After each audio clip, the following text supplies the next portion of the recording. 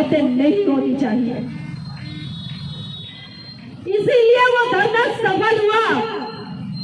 आज वो पुलिया निर्माण हो रहा है, सबके लिए वो रास्ता बन रहा है। आज वो खूनी पुलिया ध्वस्त हो चुकी है।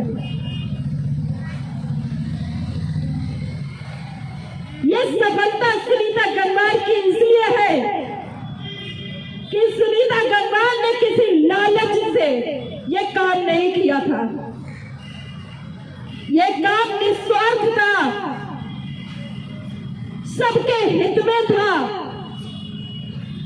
नेताओं के, सांसदों के, विधायकों के रोकने के बावजूद भी, अड़ंगे लगाने के बावजूद भी उन्हें सुनीता गंगवार की जिद के आगे हारना पड़ा,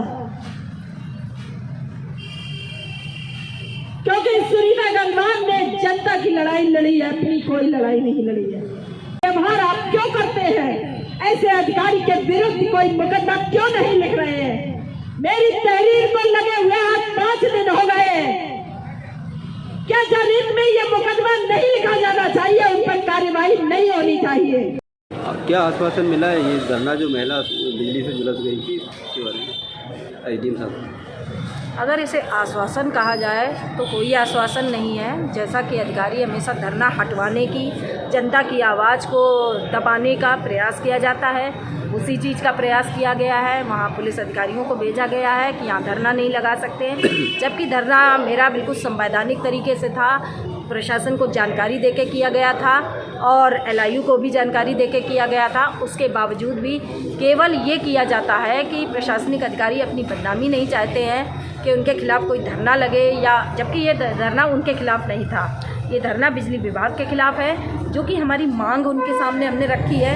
वो प्रशासनिक अधिकारी हैं, पूरे क्षेत्र के अधिकारी हैं, सारे विभाग उनके अंतर्गत आते हैं, तो उनसे ये मांग रखी गई थी।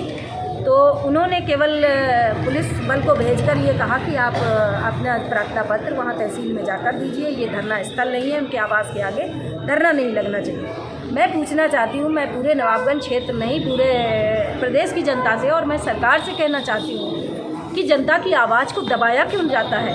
अधिकारी हो या नेता हो, वो अपने बल ताकत का प्रयोग क्यों करते हैं कि हम सक्षम हैं और जनता अक्षम है, जनता कुछ नहीं हमारा कर सकती है, इसलिए उनकी बात को दबाओ, उन्हें डांट फटकार लगाओ। इस तरीके का लहजा क्यों इस्तेमाल किया जाता है?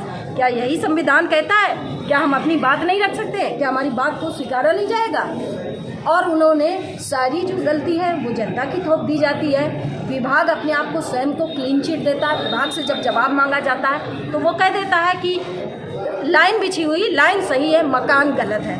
यानी कि मकान गलत है, गांव गलत है, गांव नहीं होना चाहिए, वहाँ पर मकान नहीं होना चाहिए।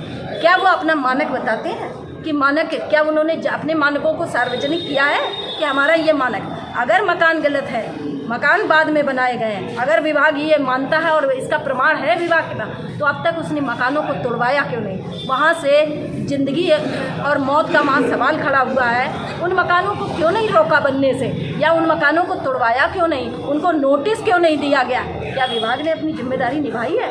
लेकिन विभाग से वही बात है ना कि भ्रष्टाचार के दौर में उनसे सवाल कौन करे?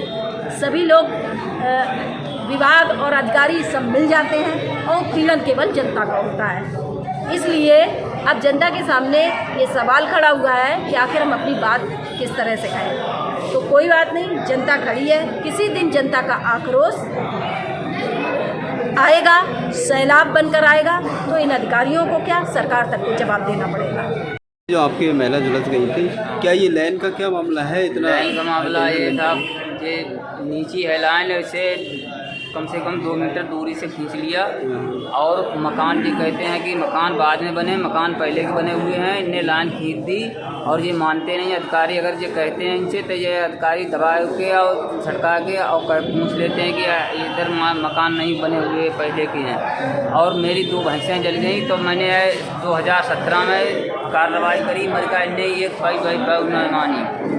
कोई बात मानते नहीं है, और जाते हैं तो अधिकारी लोग दवाई धसका के और गाँव वाले से जानवर वाली बात पूछ के और कार्रवाई बंद कर देते हैं। कोई विधायक या प्रतिनिधि वगैरह भी आपके पास गए हैं मिलने के लिए? प्रतिनिधि कोई गया नहीं। अब सुनीता गंगवार हमारे पास पहुंची और कोई अधिकारी नहीं गया, ना कोई जेई पहुंचो, ना कोई और बत्ती विभाग वाला पहुंचा।